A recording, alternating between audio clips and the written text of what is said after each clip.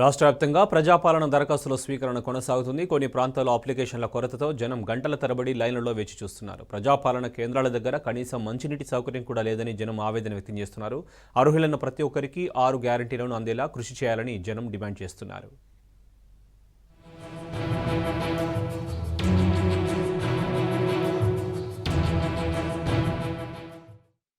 కాంగ్రెస్ ప్రభుత్వం ప్రారంభించిన ప్రజాపాలన జనాల్ని గంటల తరబడి క్యూలైన్లలో నిలబెడుతోంది.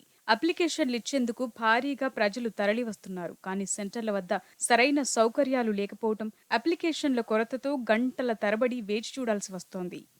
మెదక్ జిల్లా రేగోడ్ మండలంలో రాత్రి వరకు కూడా అప్లికేషన్లు పట్టుకుని ప్రజలు లైన్లోనే వెయిట్ చేశారు. ప్రతి 100 మందికి ఒక కౌంటర్ చొప్పున ఏర్పాటు చేస్తామన్న సర్కార్ ఆ దిశగా చర్యలు తీసుకోలేదు. దాంతో ప్రభుత్వ అలసత్వంపై ప్రజలు ఆగ్రహం వ్యక్తం చేస్తున్నారు. అటు రేగోడ్లోని అభయహస్తం దరఖాస్తుల స్వీకరణ సెంటర్ దగ్గర స్వల్ప ఉద్రిక్తత చోటు చేసుకుంది. నాగర్ కర్నూలు జిల్లా అచ్చంపేట నియోజకవర్గంలో ప్రజాపాలన దరఖాస్తుల స్వీకరణ కొనసాగుతోంది.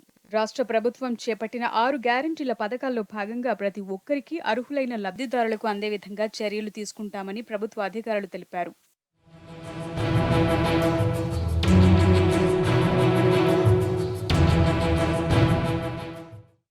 కాంగ్రెస్ ప్రభుత్వం ప్రారంభించిన అభయహస్తం కార్యక్రమం ప్రజల్ని ముప్పు తిప్పలు పెడుతోంది. కౌంటర్ల దగ్గర అప్లికేషన్లు లభించకపోవడంతో సీన్లోకి దళారులు ఎంట్రీ ఇచ్చారు. అప్లికేషన్లను జిరాక్స్ తీసి ప్రజలకు అమ్ముకుంటున్నారు.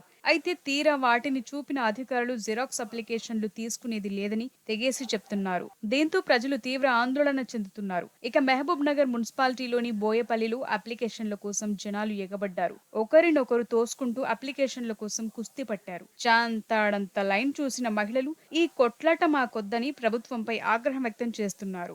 కాంగ్రెస్ ప్రభుత్వం చేపట్టిన అభయహస్తం స్కీమ్ ప్రజలకు చుక్కలు చూపెడుతోంది.